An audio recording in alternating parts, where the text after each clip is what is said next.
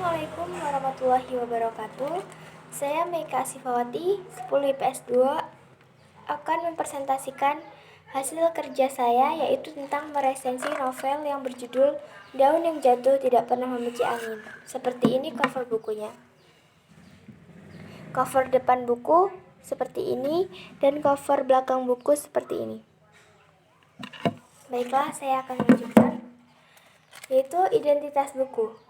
Identitas buku, judul Daun yang Jatuh Tidak Pernah Membenci Angin, penulis Terelie, penerbit PT Gramedia Pustaka Utama, kota terbit Jalan Palmerah Barat, 29-37 Blok 1 Jakarta.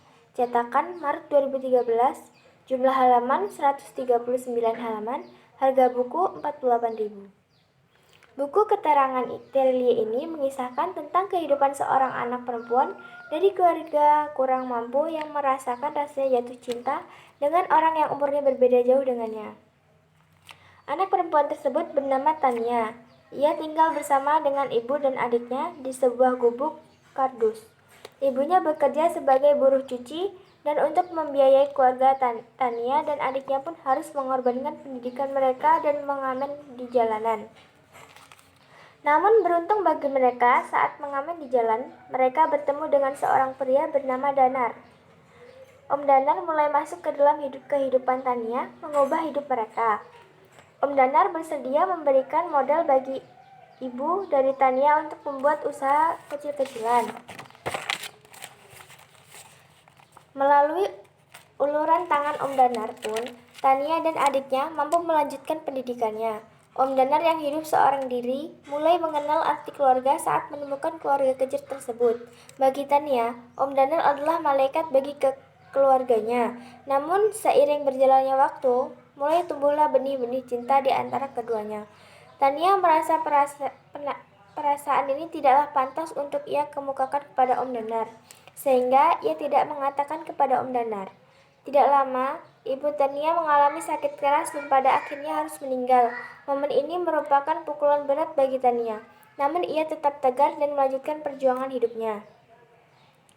Tania pun tumbuh menjadi seorang gadis remaja yang cantik, cerdas, dan mandiri. Ia pun mampu mendapatkan beasiswa untuk belajar di Singapura. Walau terpisah oleh jarak, Tania tetap menjalin komunikasi yang rutin dengan Om Danar. Singkat cerita, pada saat Tania berulang tahun ke-17 tahun, Om Danar berangkat ke Singapura dan memberikan sebuah liontin sebagai hadiah ulang tahun. Tania merasa liontin itu merupakan pemberian spesial dari Om Danar dengan maksud tertentu.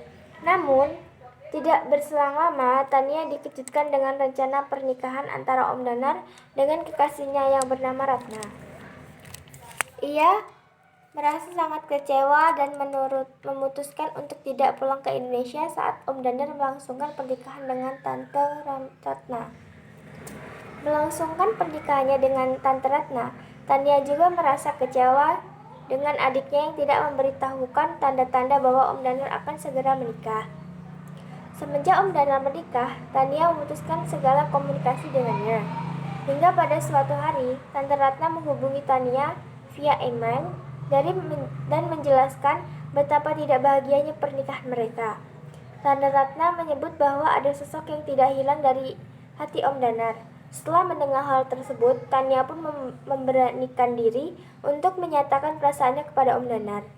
Namun, Om Danar hanya terdiam dan cerita pun berakhir dengan ending yang menggantung. Kekurangan buku tersebut yaitu pertama, penulis kecolongan dalam beberapa detail cerita yang sifatnya nyata adanya. Dalam arti, penulis bercerita berlandaskan kenyataan, namun di beberapa bagian, seperti contohnya saat Tania mendapatkan Asian Scholarship, pada kenyataannya tidak terdapat beasiswa ASEAN untuk siswa SD yang akan melanjutkan pendidikan SMA di Singapura. Penulis terkesan tidak konsisten dengan alur nyata berusaha dihadirkannya. Kedua, terdapat beberapa kesalahan ketik atau typo. Kelebihan buku. Kelebihan buku tersebut yaitu pertama, bacaan tergolong ringan. Dalam arti, Penulis mampu membawa para pembaca untuk mengerti cerita secara keseluruhan tanpa adanya kendala yang berarti. Kedua, bahasa yang digunakan mudah dimengerti. Penulis menggunakan bahasa-bahasa yang sering ditemui oleh para remaja di kehidupan sehari-hari mereka. Ketiga, judul bab menggambarkan isinya. Dalam novel ini terdapat beberapa bab dan setiap judul babnya terdapat judul yang mencerminkan isi ceritanya, sehingga para pembaca tidak akan dibuat bingung dengan alur ceritanya. Kesimpulannya, secara keseluruhan buku ini merupakan buku yang cukup bagus untuk dibaca, terutama oleh para remaja. Kekurangan dari buku ini dapat ditutupi oleh kelebihan yang menurut saya cukup banyak. Alurnya yang ringan membuat buku ini sangat saya rekomendasikan bagi teman-teman semuanya yang mencari bahan bacaan untuk merefresh pikiran sejenak. Mungkin itu saja presentasi yang dapat saya sampaikan. Jika ada salah dan kekurangan, saya mohon maaf. Saya akhiri. Wassalamualaikum warahmatullahi wabarakatuh.